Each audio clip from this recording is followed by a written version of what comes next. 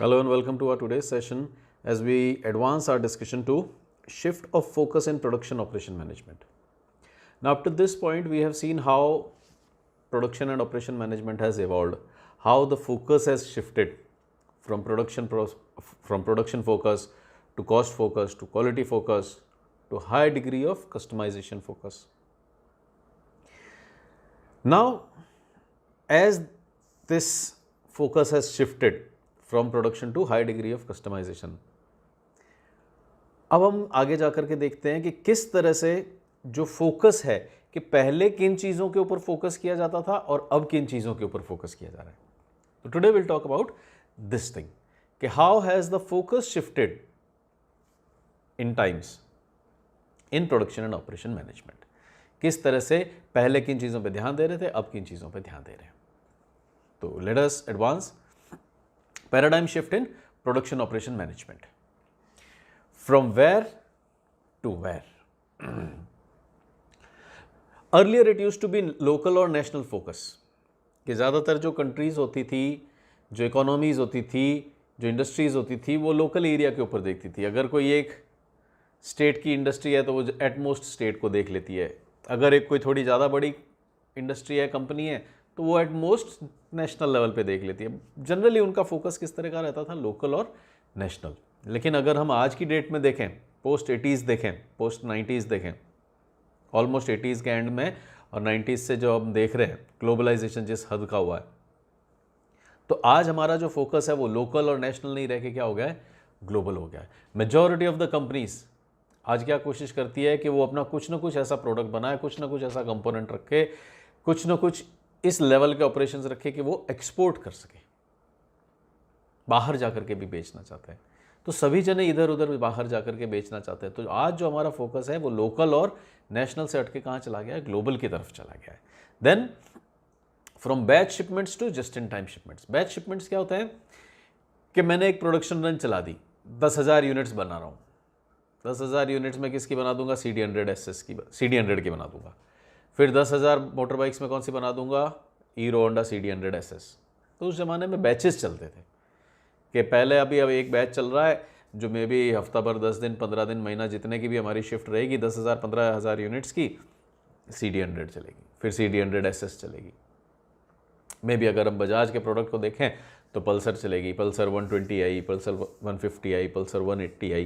तो पहले 120 का एक शिफ्ट चल रहा है 5,000 यूनिट्स का, फिर 150 सीसी सबसे ज़्यादा चलती है तो 20,000 का हमने एक 150 सीसी का लॉट चला दिया. 5,000 बाइक्स फिर हमने किसकी बना दी, 180 सीसी की बना दी. तो क्या हो रहा है, बैचेस में चल रहा है. एक बैच शुरू हो रहा है, उसको ख़त्म किया जा रहा है, फिर हम दूसरे डिज़ाइन के ऊपर या दूसरे स्पेसिफिकेशन पे जा रहे हैं. तो फ्रॉम बैच शिपमेंट आज हम कहाँ आ चुके हैं, just in time. Batch shipments भी एंड प्रोडक्शन भी. उस टाइम प्रोडक्शन भी बैचेस में होता था और शिपमेंट भी बैचेस के अंदर होता था. ह्यूज ट्रक्स, रेलगाड़ियाँ, मालगाड़ियाँ भर भर के सामान आता जाता था. From batch production and batch shipment to just in time. Just in time क्या होता है कि जब जिस चीज़ की ज़रूरत पड़ी उसी टाइम वो अवेलेबल हो जाए, उससे पहले अवेलेबल नहीं हो, उसके बाद में अवेलेबल नहीं हो. इससे हमारे को फ़ायदा क्या होता है कि अगर मेरे पास कोई चीज़ पहले आ गई है तो इसका मतलब मैंने उसका पेमेंट पहले कर दिया. अब अगर मैंने एक चीज़ 1 साल पहले खरीद ली है और मैंने उसको यूज़ नहीं किया तो वो तो पेमेंट तो मैंने वेस्ट कर दिया. इस पैसे को अगर मैं बैंक में डाल देता तो ये कुछ इंटरेस्ट लेके आ जाता. इसका मतलब जितना इंटरेस्ट था उतना लॉस तो मैंने भुगत लिया. क्यों? Because I bought this machine 1 year earlier.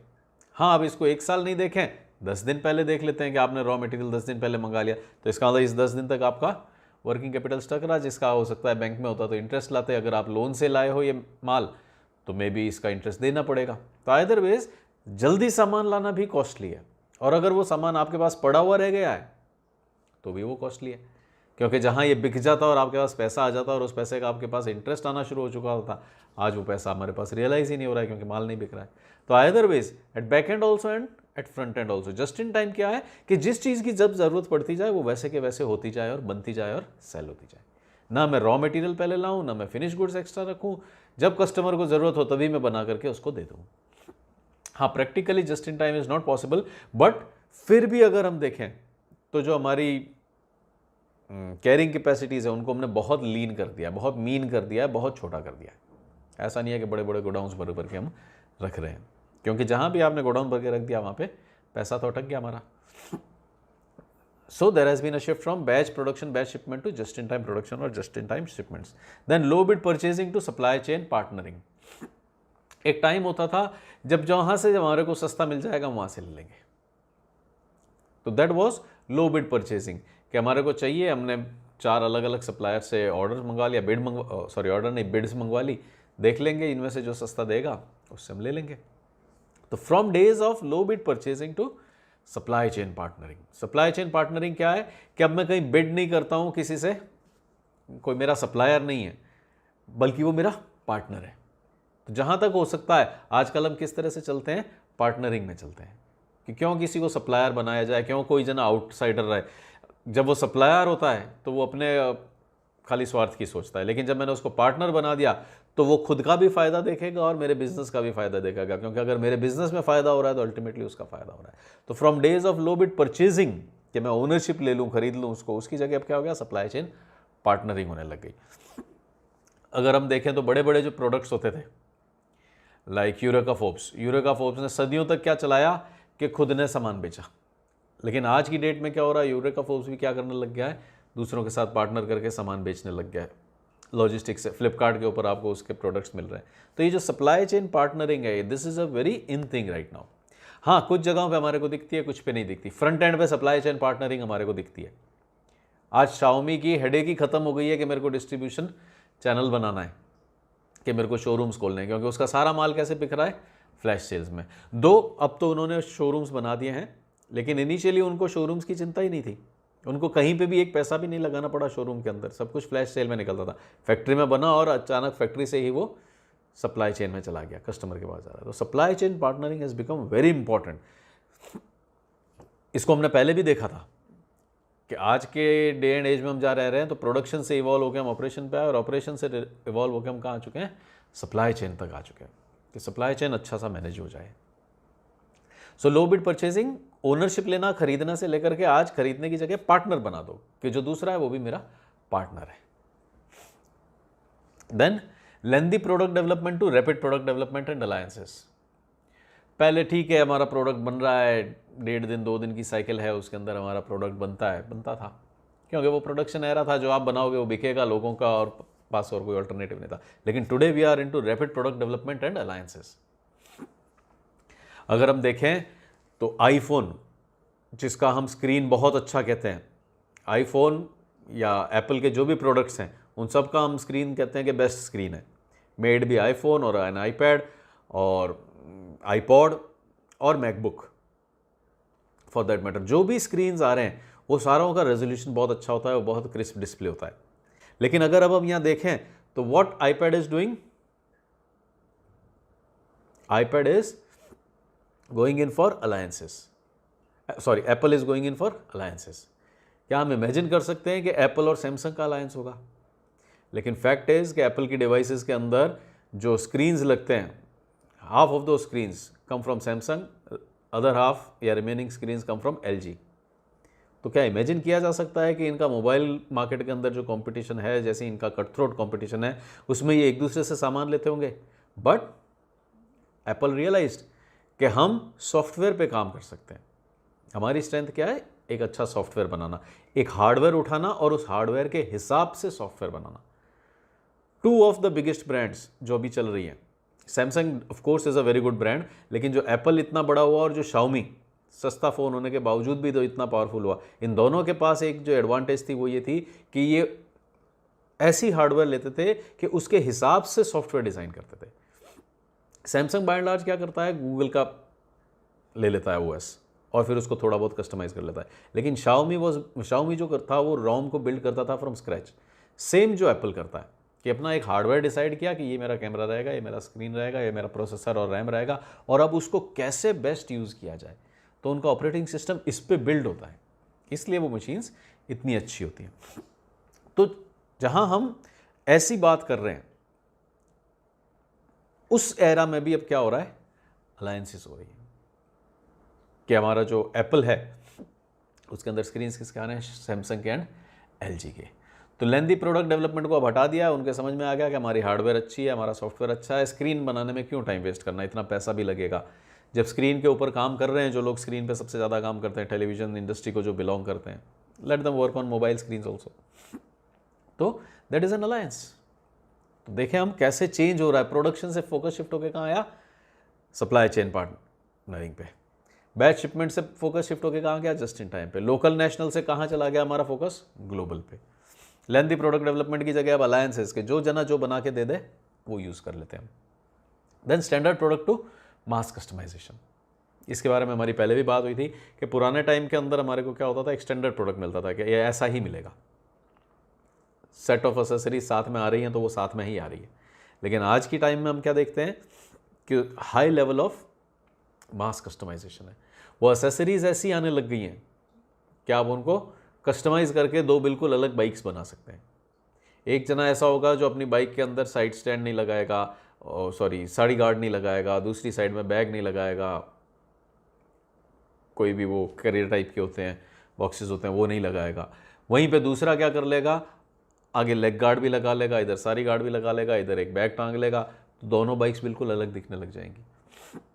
एक जना रियर व्यू मिरर अलग लगा लेगा, एक जना रियर व्यू मिरर अलग लगा लेगा, तो उस बाइक का कोर तो सेम है लेकिन विजुअली वो बिल्कुल अलग हो गई। This is known as mass customization. जो कि पहले एक स्टैंडर्ड प्रोडक्ट आता था, सारी एसेसरीज फिक्स्ड आती थी कि इस गाड़ी के साथ ये एसेसरीज आएंगी, वो की वो ले जाओ। I have seen those times के मार्केट में जितनी भी रेड कलर की हीरो होंडा CD100 होती थी, वो सारी की सारी एब्सोल्युटली सेम लगती थी। लेकिन आज की डेट में उनके पीछे करियर कैसा है, उनके ऊपर सीट कवर कैसा है, किसी ने स्टिकर्स लगवा लिए रेडियम के, तो ये सब क्या हो रहा है, कस्टमाइजेशन। तो कंपनीज भी किस में लग गई हैं, कस्टमाइजेशन में। एक टाइम था जब बाइक आती थी ब्लैक कलर की, सिर्फ ब्लैक कलर की, इसेंशियली ब्लैक कलर की, जब ESD जावा इनफील्ड हुआ करती थी, ब्लैक ही आती थी। फिर हीरो होंडा ने कस्टमाइजेशन के नाम पे क्या करके निकाला कि ब्लैक के साथ रेड बाइक्स और निकाल दी। तो फिर ये ट्रेंड बन गया कि रेड बाइक होती है और रेड बाइक होती है और ब्लैक बाइक होती है, तो दो ही कलर की बाइक्स हो गई। लेकिन फिर धीरे धीरे चलते चलते आज हम स्कूटरेट्स को देखें तो पिंक आ रही है, वाइट आ रही है, पर्पल आ रही है, लाइट ग्रीन आ रही है, एवरी पॉसिबल कलर हर एक ब्रांड मिल करके निकाल रही है। कार्स को देखें हम, सारे कलर्स पॉसिबल हैं। पहले के टाइम में या तो ब्लैक कार होती थी या वाइट कार होती थी। फिर से अगेन मारुति ने हमारे को निकाल के दी Coca Cola car and red car. लेकिन आज की डेट में हम देखें तो हर ब्रांड की हर कार का अलग ही कलर आ रहा है। So from standard product we have move to customization. एक जैसा प्रोडक्ट नहीं, सबको अलग टाइप का चाहिए तो सब अलग लेंगे। फर्नीचर आज देखें तो सबके घर में अलग होते हैं, कपड़े देखें तो लिटरली सबके कपड़े अलग होने लगे हैं आजकल। कुछ ना कुछ डिफरेंसेस करके वो कपड़े अलग कर ही लेते हैं। एटलीस्ट जो लोग बनवा रहे हैं कपड़े वो तो डेफिनेटली हर तरह से अलग होते हैं, कुछ ना कुछ डिफरेंसेस आ ही जाते हैं। तो from standard product we have move to mass customization. From job specialization we have move to empowered employees. पहले होता था कि एक जना एक ही काम करेगा, जो जना लकड़ी काट रहा है वो लकड़ी ही काटता रहेगा ज़िंदगी भर, जो जना लकड़ी जोड़ रहा है, कील ठोक रहा है, वो कील ही ठोकता रहेगा, जो जना लकड़ी के ऊपर पॉलिश कर रहा है वो ज़िंदगी भर पॉलिश ही कर रहा है। लेकिन from job specialization today we have move to an era of empowered employees and teams. Empowered employees and teams मतलब सबके पास पावर है। आप कुछ और करना चाहते हो आप वो कर लीजिए, आपको कोई और काम ज़्यादा बेटर समझ में आता है, किसी और काम के लिए आइडिया है, वो कर लीजिए।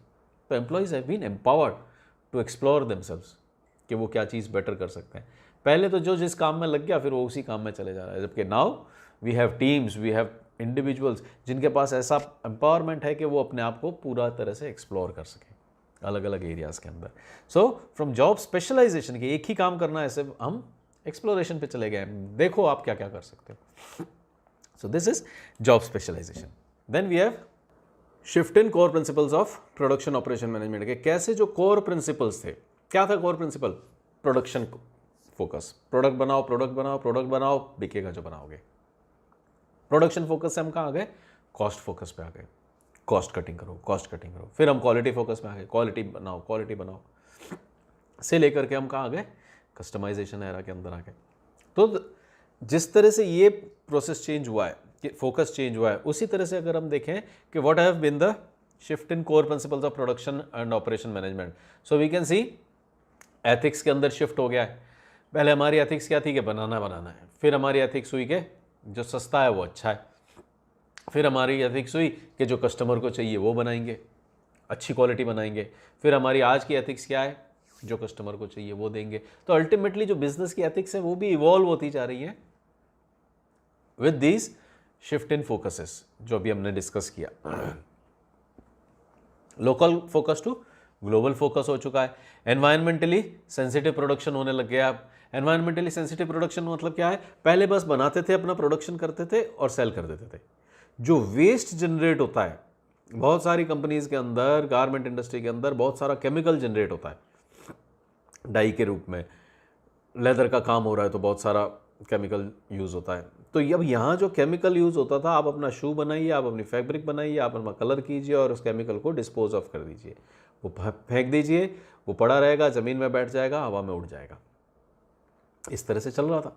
बट नाउ ये जो हमारा प्रोडक्शन प्रोसेस है ये एनवायरमेंटली सेंसिटिव होने लगा है धीरे धीरे। What do we mean by environmentally sensitive? कि आज आपको जब भी आप प्रोडक्शन करते हो तो यू नीड टू एंश्योर कि जितना आप एनवायरनमेंट को डिस्ट्रॉय कर रहे हो उतना आप एनवायरनमेंट की प्रोटेक्शन की तरफ भी ध्यान दो। पेड़ लगाइए, कोशिश कीजिए कि जो आपका ये वेस्ट है वो मिनिमम एजार्डस हो मैनकाइंड के लिए, अर्थ के लिए, नेचर के लिए। तो अब आज हमारा फोकस किस पे आ गया है? एनवायरमेंटल सेंसिटिव प्रोडक्शन पे। सिर्फ कुछ प्रोड्यूस करने की बात नहीं रह गई है, प्रोड्यूस तो कर ही रहे हम, लेकिन अब आज उसके साथ हमारे को किसका ध्यान रखना पड़ता है कि एनवायरनमेंट भी सही रह सके हमारा। देन रैपिड प्रोडक्ट डेवलपमेंट, ये हमारा जस्ट इन टाइम की बात की हमने कि जहाँ पे हमारी लॉन्ग बैचेस होते थे, खूब सारा बना के स्टॉक कर लेते थे, नहीं, अब एकदम जस्ट इन टाइम होता है। जस्ट इन टाइम के अंदर फटाफट आपको बनाना है और बेचना है, क्योंकि स्टॉकिंग नहीं होगी, जैसे ही रिक्वायरमेंट आई तभी आप बनाओगे और बेचोगे। तो we have move to rapid product development. Then there is mass customization. Mass customization मतलब हर एक जने के हिसाब से बन रहा है, अभी हमने इसके बारे में बात की। एम्पावर्ड एम्प्लॉयज़, तो ये सारे वो एरियाज हैं जहाँ पे we have seen a shift, कि जो कोर प्रिंसिपल्स थे वो आज शिफ्ट हो चुके हैं। अभी हमने पिछली स्लाइड में इसके बारे में बात की थी, तो we are just recalling them. Supply chain partnering, इसके बारे में हमने बात की। Then we have just in time performance. Then there is developing and producing safe and quality products. आज क्वालिटी की बात होती है, आज सेफ प्रोडक्ट्स की बात होती है। इज दिस मोबाइल सेफ और not, is this bike safe और नॉट। कार्स के ऊपर इतना पैसा लग जाता है, कार्स में आज की डेट में डिज़ाइनिंग से ज़्यादा पैसा उसकी सेफ्टी टेस्टिंग में लग जाता है कि क्या ये कार सेफ है या नहीं। Then there is maintaining a clean environment, इसके बारे में अभी भी हमने ऊपर भी बात की, environmentally sensitive production. Then providing a safe work place. Employees जो हैं उनके लिए भी पहले इतना ध्यान नहीं दिया जाता है। पहले ध्यान दिया जाता था कि मेरे को माल बनाना है, प्रोडक्शन बनाना है, प्रोडक्शन करना है, जो आएगा वो काम करेगा और चला जाएगा तनख्वाह लेकर के। लेकिन आज हमारे को एम्प्लॉय की मेंटल एंड फिजिकल हेल्थ दोनों के बारे में केयर करना पड़ता है कि वो अच्छी हेल्थ में रहे, जिससे कि मेरा काम अच्छे से चल सके। ये सोशल रिस्पॉन्सिबिलिटी हो गई है कि जो भी मेरे स्टेक होल्डर्स हैं, जो मुझसे जुड़े हुए हैं, उन सब की हेल्थ का, उन सब की सेफ्टी का, उन सब के अच्छे होने का मैं ध्यान रखूँ। कौन कौन जुड़े हुए हैं? मेरे एम्प्लॉयज़ जुड़े हुए हैं, मेरा अड़ोस पड़ोस जुड़ा हुआ है, मेरा इंडस्ट्रियल एरिया के लोग जुड़े हुए हैं, जो मेरा प्रोडक्ट कंज्यूम कर रहे हैं वो लोग जुड़े हुए हैं। तो ये सब लोग क्या हैं? किसी न किसी तरह से मेरे बिजनेस के स्टेक होल्डर्स हैं। तो providing a safe work place, honouring stakeholder commitments, कि जो भी आपके स्टेक होल्डर्स का कमिटमेंट है, क्या है कि भाई मैं अपने प्रोडक्शन को करते हुए आसपास की फैक्ट्रियों का नुकसान नहीं करूंगा, उनके यहाँ पे कचरा नहीं फेंकूंगा, मैं अपना प्रोडक्ट बना करके बेचते हुए इतना पोल्यूशन नहीं करूंगा कि कंज्यूमर्स की हेल्थ पे इल इफेक्ट पड़े। तो ये क्या होगा हमारे ऑनरिंग स्टेक होल्डर कमिटमेंट्स के। उन स्टेक होल्डर्स का भी तो कुछ एक्सपेक्टेशंस हैं कि आप पोल्यूशन नहीं करेंगे, अच्छा सेफ प्रोडक्ट देंगे, तो वो कमिटमेंट्स को फुलफिल करना है। तो ये शिफ्ट्स आए हैं कि पहले जहां हम सिर्फ बिजनेस माइंडेड थे, प्रोडक्शन माइंडेड थे, आज प्रोडक्शन तो हो ही रहा है, but production has taken a back seat, कि वो आप काम कर रहे हो तो कर रहे हो, वो तो आपका काम है, एक्स्ट्रा क्या कर रहे हो? एक्स्ट्रा क्या कर रहे हैं हम? Honouring stakeholder commitments, providing safe working environment, maintaining a clean environment, waste disposal, environmentally sensitive, ये सारी चीज़ें हम नहीं होने लगी। कि प्रोडक्शन कर रहे हो बहुत अच्छी बात है, करो प्रोडक्शन, वो तो आपका काम है, वो तो आप अपने लिए कर रहे हो, लेकिन समाज के लिए क्या कर रहे हो, एनवायरनमेंट के लिए क्या कर रहे हो? This is shift in core principles of production operation management. Then let us talk of certain unfaced challenges. क्या क्या है यहां? अगर हम देखें तो we have a traditional approach, we have a current challenge. और ये जो शिफ्ट आया है कि ट्रेडिशनली हम क्या करते थे, पुराने जमाने में हम क्या करते थे, प्रोडक्शन हमारे यहाँ हमेशा से कैसा होता था, that is your traditional approach. Then we have current challenge, के अभी क्या ऐसी चीजें सामने आ गई हैं जिनका हमारे को ध्यान रखना पड़ रहा है। और ये जो शिफ्ट हुआ है कि ट्रेडिशनली हम जो करते थे और आज जो कर रहे हैं, उसका कारण क्या है? ट्रेडिशनली क्या था? Ethics and regulations not at four front. अभी बात की प्रोड्यूस करो, बनाओ, बेचो, कौन देख रहा है, कौन केयर कर रहा है। तो traditionally ethics and regulations were not at four front, लेकिन आज अगर हम देखें तो high ethical and social responsibility, जहां हम सोचते ही नहीं थे एथिक्स के बारे में, आज high ethical and social responsibility, increase legal and professional standards. तो जब आप सोचते ही नहीं थे एथिक्स के बारे में, आज आपको इतना एथिक्स के बारे में सोचना पड़ रहा है कि हमारा प्रोडक्शन अच्छा हो, मैं एथिकल प्रोडक्शन करूं, मैं कोई गलत प्रैक्टिसेस ना करूं, मैं कोई गलत केमिकल्स यूज़ ना करूं, मैं प्रोडक्ट के ऊपर सारे इंग्रेडिएंट्स लिखूं कि ये इंग्रेडिएंट्स हैं। तो from unregulated ethics to high ethical and social responsibilities, increase legal and professional standards. और इस शिफ्ट का कारण क्या हुआ कि from no ethics, literally no ethics, to high degree of ethical conduct. क्या है? Public concern over pollution, corruption, child labour etcetera. कि धीरे धीरे करके नहीं करते ये जो पोल्यूशन इतना ज़्यादा होने लगा, चाइल्ड लेबर इतनी ज़्यादा होने लगी, उस पर पब्लिक कंसर्न आने लगी कि भाई आप अपना बिजनेस कर रहे हो, फैक्ट्री चला रहे हो, तो हमारे यहाँ इतना पोल्यूशन क्यों कर रहे हो, हमारे यहाँ इतना धुआं क्यों छोड़ रहे हो, चाइल्ड लेबर क्यों करा रहे हो। बच्चा पढ़ेगा नहीं तो ज़िंदगी भर वो मजदूर रह जाएगा, उसकी आने वाली पीढ़ियाँ मजदूर रह जाएंगी, वो ग्रो कैसे करेगा। तो इस तरह के जो कंसर्न्स है, उन्होंने क्या किया, हमारे को एक नॉट अनएथिकल, लेकिन जहाँ एथिक्स की इतनी बात नहीं होती थी, इसे लेकर के कहाँ ला के रख दिया, एकदम सोशली अवेयर एनवायरनमेंट के अंदर ला के रख दिया। देन फ्रॉम लोकल और नेशनल फोकस टू हम आज कहाँ गए, ग्लोबल फोकस। ये मैंने बात की, और इसका कारण क्या है, growth of reliable low cost communication and transportation. एक टाइम था जब हमारे को हमारे शहर के अंदर कुछ मिलता ही नहीं था, तो जो मिल रहा है वो फाइनल है। लेकिन आज की डेट में हमारे पास इंटरनेट है, हम फटाक से देख सकते हैं कि इंडिया के अंदर क्या क्या मिल रहा है। आज मेरे को, पहले अगर मेरे को टेलीविज़न लेना होता था तो मैं अपने सिटी के अंदर जाता था, जो 2-3 दुकानें होती थी टेलीविज़न की, उनमें देखता, जो बेस्ट पॉसिबल टेलीविज़न होता लेके आ जाता था। लेकिन आज मैं अमेज़ॉन, फ्लिपकार्ट के ऊपर बैठता हूँ और हिंदुस्तान में जितने टेलीविज़न पॉसिबल हैं सारे वहाँ अवेलेबल है, and I can compare that specifications, characteristics. तो अब हो ये गया कि growth of reliable low cost communication जो हुआ, उससे अल्टीमेटली नतीजा कहाँ दिख रहा है हमारे को, कि हमारे पास ऑप्शंस इतनी ज़्यादा होने लग गई कि आज मैं ग्लोबली मंगा सकता हूँ। अमेज़ॉन पे बहुत बार अगर हम ब्राउज़र के अंदर सर्फ करते हैं, तो अगर वो बुक, अगर वो प्रोडक्ट इंडिया में अवेलेबल नहीं है, तो अचानक से अमेज़ॉन बिना पता पड़े कहाँ ले जाता है हमारे को, amazon.com पे। और वहाँ भी क्या हो रहा है, आप देखेंगे तो नीचे लिखा होता है शिप्स टू इंडिया। इसका मतलब अनसीमिंगली, अननोइंगली, आपको पता भी नहीं पड़ेगा, आप एक ऑर्डर प्लेस कर सकते हो और वो बाहर से इंडिया आ जाएगा। This is what globalization is. और ये सब क्यों हुआ, क्योंकि आज हमारा कम्युनिकेशन इतना ज़्यादा ईजी हो गया है, जो इंटरनेट ने हमारा कर दिया है। तो फ्रॉम लोकल फोकस आज हम कहाँ जा चुके हैं, ग्लोबल फोकस। अब हमारे को यहाँ पे जाकर के देखने की ज़रूरत नहीं है कि यहाँ 2 दुकानों पे क्या टेलीविज़न है। आज तो मैं पूरे दुनिया के बेस्ट पॉसिबल टेलीविज़न देखता हूँ और कहीं से भी मंगवा सकता हूँ।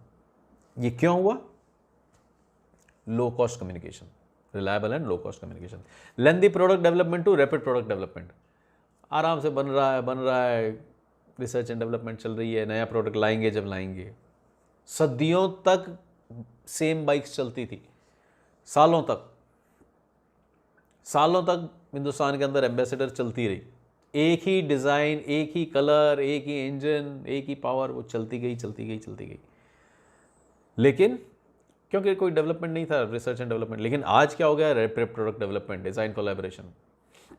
क्या है रैपिड प्रोडक्ट डेवलपमेंट, फटाफट बनाओ। आप नहीं बनाओगे तो दूसरा जना कोई नई कार ले आएगा, दूसरा जना कोई नई शेप की, डिज़ाइन की कार ले आएगा, दूसरा जना कोई नया इंजन ले आएगा, टेक्नोलॉजी ले आएगा। आप नहीं करोगे रैपिड प्रोडक्ट डेवलपमेंट, वो आगे निकल जाएगा। क्यों हुआ ये, इसका रीज़न क्या है, shorter life cycles, growth of global communication, CAD, computer aided design, इसकी हमने बात की थी पीछे। तो शॉर्टर लाइफ साइकिल्स, पहले के टाइम में वो ही कार बनती थी, वो कार आती भी बुकिंग से थी। आज आपने बुक करा दिया, 4 साल 5 साल बाद आपका नंबर आएगा।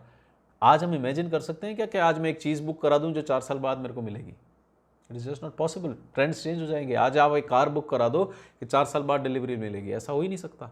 4 साल में तो कितने नए मॉडल्स आ जाएंगे। कैन वी इमेजिन, आज एक मोबाइल बुक करा दिया जो 4 साल बाद डिलीवरी मिलेगी। सो शॉर्टर लाइफ साइकिल्स हो गई है। इतनी तो लाइफ साइकिल ही नहीं बची कि वो गाड़ी 4 साल चलेगी। कोई भी ब्रांड का कोई भी मॉडल हम देख लें, वो 4 साल चलता ही नहीं है।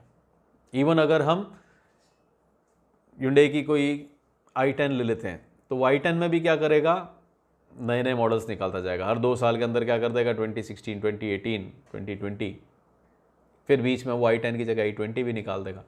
मारुति की भी अगर आप डिज़ायर लेने जाते हैं तो डिज़ायर में भी क्या हो रहा है, you have a 2018 model, 19 model, 20 model, और करते क्या है, कहीं पे लाइट चेंज कर दी, कहीं पे क्रोमियम फिनिश डाल दी, कुछ छोटा मोटा डिफरेंस करके they keep on updating their product. तो हो ये गया है कि इतना लंबा तो आज प्रोडक्ट ही नहीं चलता कि you could afford a lengthy development cycle. हमारे को फटाफट डेवलपमेंट करना पड़ता है because of shorter life cycles. और ये जो कैड कैम आया है, कंप्यूटर एडेड डिज़ाइन, पहले तो हाथ से बनाई जाएगी ये कार का चेसिस, और अगर डिज़ाइन बनाया जाएगा और अगर वो पसंद नहीं आया तो फिर चेंजेस किए जाएंगे, नया बना जाएगा। आज हम कंप्यूटर एडेड डिज़ाइन से देख सकते हैं कि इसकी एरोडायनेमिक्स कैसी है, इसकी स्पीड कैसी रहेगी। So computer aided design has helped us, internet has helped us, collaborations हो जाते हैं हमारे दूर दूर। हम यहाँ बैठे हुए हैं, इंजन में हम काम कर रहे हैं, एरोडायनेमिक्स पे कोई और काम कर रहा है। अगर हम फार्मूला 1 रेस को ध्यान से देखें तो उनकी टीम्स ऐसी होती हैं which are spread across globe. Engine development कहीं चल रहा है, टायर डेवलपमेंट कहीं चल रहा है, टेस्टिंग कहीं और चल रही है। That is collaboration. Then from low cost production with little concern for environment to environmentally sensitive production, green manufacturing and sustainability. Low cost production बनाना है वो बना लो, पैकेजिंग की चिंता छोड़ो, एनवायरनमेंट की चिंता छोड़ो, आपको तो बनाना है वो बनाना है। ऐसी सोच से आज हम कहाँ आ गए हैं, environmentally sensitive production, green manufacturing, sustainability. कुछ भी बना रहे हो ऐसा बनाओ जो सस्टेन किया जा सके, ऐसा ना हो कि आज बनाया और कल खत्म हो जाए, रिसाइकल हो सके। हमारे आजकल जो पैकेजिंग आती है उनमें से कितने सारों के ऊपर वो एक ट्रायंगल सा बना होता है कि मेड फ्रॉम रिसाइकलेबल मटेरियल। आज हम वहाँ जी रहे हैं जहाँ पर हम ऐसा नहीं है कि कुछ भी बनाएं और यूज़ कर लें। हम हमेशा कोशिश करते हैं कि जो भी प्रोडक्ट यूज़ किया जाए, जो भी मटेरियल यूज़ किया जाए, वो रिसाइकलेबल हो। क्यों हुआ ये? इसका कारण क्या है? Public sensitivity to environment. ISO 14000 standards आ गए, इंक्रीजिंग डिस्पोजल कॉस्ट्स आ गई।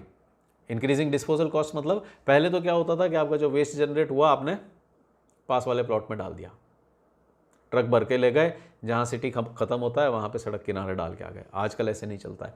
आजकल आपको उस वेस्ट को डिस्पोज करने के लिए प्रॉपर जो जगह है, प्रॉपर जो मैकेनिज्म है वो फॉलो करना पड़ेगा। आज की डेट में वेस्ट को मैनेज करने के अंदर बहुत सारा पैसा लगने लगा है। तो क्योंकि ये वेस्ट मैनेजमेंट की कॉस्ट आई चली गई हैं, तो हमने क्या कर दिया है, environmentally sensitive production, green manufacturing production और सस्टेनेबल प्रोडक्शन करना शुरू कर दिया कि हम इस कॉस्ट को लड़ सकें, काउंटर कर सकें, कम कर सकें। जब कोई चीज़ फेंकनी नहीं पड़ेगी, जब कोई चीज़ रिसाइकल ही हो जाएगी, रीयूज़ ही हो जाएगी, तो फिर हमारी कॉस्ट कट हो गई। और इसका कारण क्या है? इंक्रीजिंग डिस्पोजल कॉस्ट और ISO 14000 दो हमारे पास स्टैंडर्ड्स आए थे, ISO 9000 एंड ISO 14000, वो अभी भी चल रहे हैं और अब इन्होंने थोड़े बहुत और भी निकाल दिए। तो जो 9000 था वो बेसिकली क्या था कि सेट प्रोसीजर्स, कि जो प्रोसीजर है काम करने का वो कहीं पे अगर बिल्कुल क्लियरली डिफाइंड है कि ये काम ऐसे ऐसे ऐसे होता है, अगर वो लिखा हुआ है हर जगह पे, तो उस कंपनी को ISO 9000 मिलता था कि भाई यहाँ पे इनको सब कुछ पता है कि कोई काम कैसे किया जाएगा। तो ISO 9000। ISO 14000 का मिलता था कि अगर आपकी कंपनी एनवायरमेंटली अवेयर है कि वो पोल्यूशन नहीं कर रही है, वो ऐसे मेजर्स ले रही है कि मेरे यहाँ से जो पोल्यूशन जनरेट होगा उसको मैं काउंटर कर सकूँ, तो हमारे को ISO 14000 सर्टिफिकेट। तो जब से ये ISO 14000 आया है, अगर आपको ये सर्टिफिकेशन लेना है तो हमारे को एनवायरमेंटली सेंसिटिव प्रोडक्शन करना पड़ेगा। तो यहाँ हम देखें ट्रेडिशनल से हम करंट की तरफ आ रहे हैं और क्या उसकी ड्राइविंग फोर्स रही, क्यों आना पड़ा। Then if we look further, क्या है, लो कॉस्ट स्टैंडर्डाइज प्रोडक्ट से हम आज कहाँ गए, मास कस्टमाइजेशन पे। क्यों? Rise of consumerism. एक ही एक तरह की कार बनती थी, एक ही एक तरह की बाइक बनती थी, एक ही एक तरह की साइकिल बनती थी।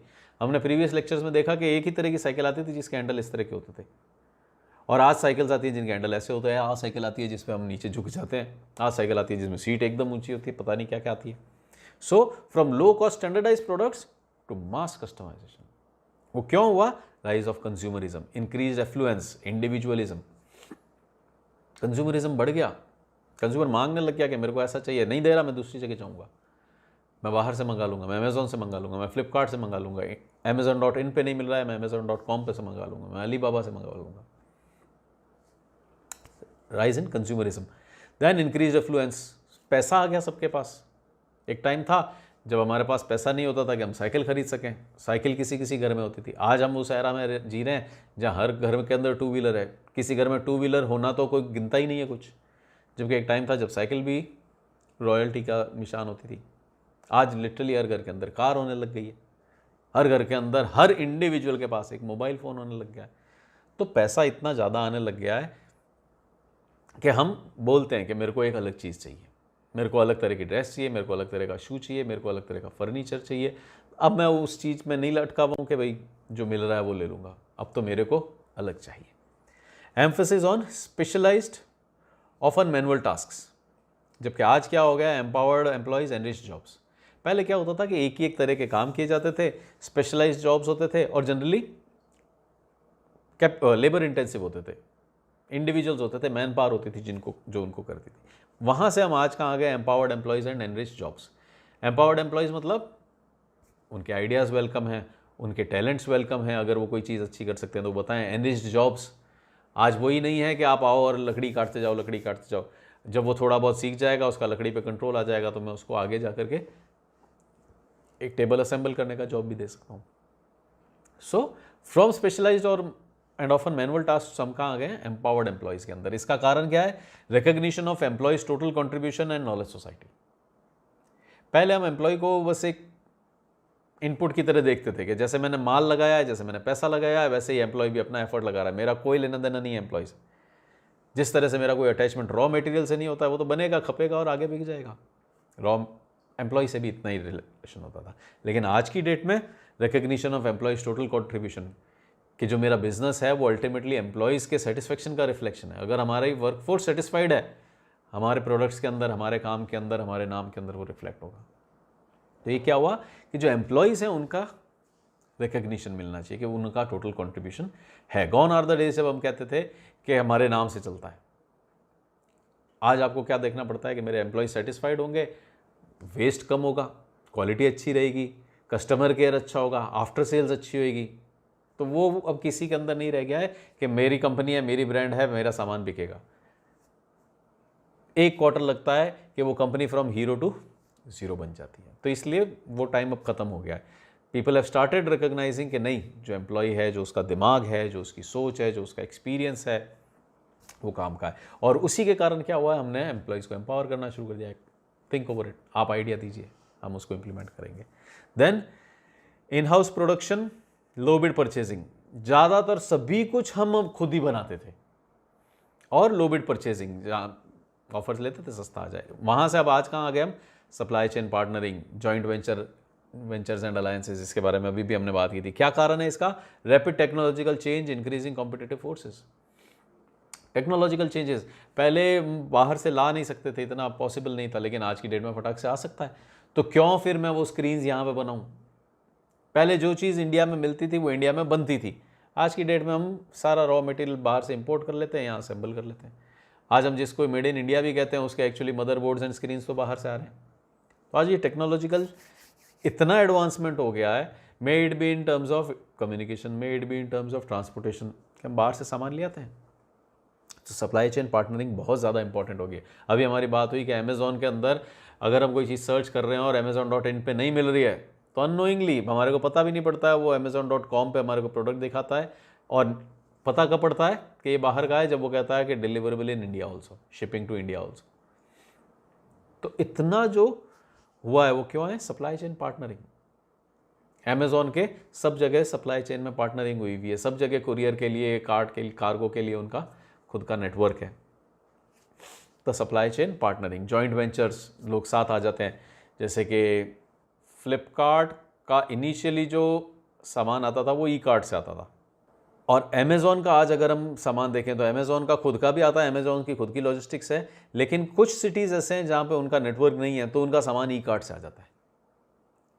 तो इसका मतलब दो दे आर राइवल्स, और फ्लिपकार्ट का जो सप्लाई चेन है वो ई कार्ट के नाम से चल रहा है, लेकिन अमेज़ॉन भी उसको यूज़ करने को तैयार है। दिस इज़ पार्टनरिंग, कि ठीक है, जहाँ पे मेरा जिस सिटी में मेरा नहीं है नेटवर्क, वहाँ पे मैं इनसे चलाऊँगा। जैसे कि अभी हमने देखा कि एप्पल के प्रोडक्ट्स सबसे अच्छे डिस्प्लेज होते हैं, लेकिन अभी हमें पता पड़ा कि वो डिस्प्लेज आ कहाँ से रहे हैं, सैमसंग एंड एलजी से आ रहे हैं। तो this is partnering, joint ventures, alliances, कि ठीक है, हम प्रोडक्ट बनाएंगे, हम प्रोसेसर बनाएंगे, हम रैम बनाएंगे, हम सॉफ्टवेयर बनाएंगे, लेकिन स्क्रीन कौन बना रहा है, एलजी और सैमसंग। This is partnering. ये क्यों हुआ, rapid technological change, increasing competitive forces. आज कंपटीशन इतना ज़्यादा बढ़ता जा रहा है कि अगर मैं अड़ा रहा कि नहीं मैं ई कार्ट से अपना सामान नहीं भेजूंगा, तो उस शहर में आपकी डिलीवरी सिस्टम है नहीं, इसका मतलब फ्लिपकार्ट से सामान बिक जाएगा।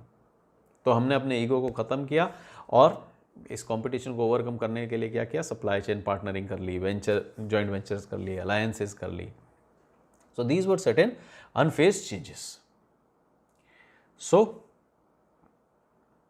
we'll call it a day for this topic. If you have any suggestions, comments, queries, you can leave them in comment box, comment section. And thanks for watching. Bye bye. Take care.